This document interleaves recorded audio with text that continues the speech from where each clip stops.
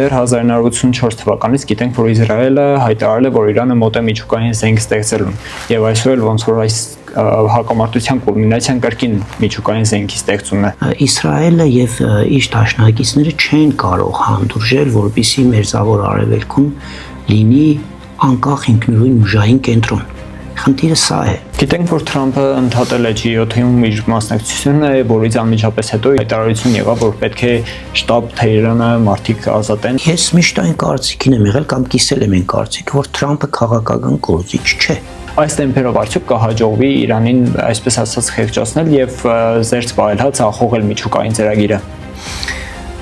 Ես կարծում եմ, որ Իսրայելը խփում է համակարգին, իրանական պետության համակարգին։ Իրանի դեպքում հակահարձակումը կամ պատասխանը համակարգին չի ուղղված։ Բայց արդյոք կանխատեսելի է, որ Իրանում կլինի հեղափոխությունը, որը այսքան շատ ուզում են Իսրայելում։ Իսրայելի համար տաբուներ չկան։ Իրենք կարող են ոչնչացնել ցանկացած մարդու ցանկացած տեղ։ Թուրքիան մի կողմից դատապարտում է, որ չպետք է շարունակվի արյունահեղությունը, բայց մյուս կողմից եւ տեսնում ենք իսրայելական օդանավերը այնտեղ են։ Դե ֆակտո Թուրքիան աջակցում է Իսրայելին։ Թուրքիան այս հարցում միգուցե անել չի ուզում, որ Իրանում տեղի ունենա այդ իշխանափոխությունը։ Ինչով է դժելու Հայաստանը այս տարածաշրջանում։ Այս առումով արդեն մենք դժվում ենք։ Մեծ հավանականություն կա, որ Ադրբեջանը եւս քաղաքի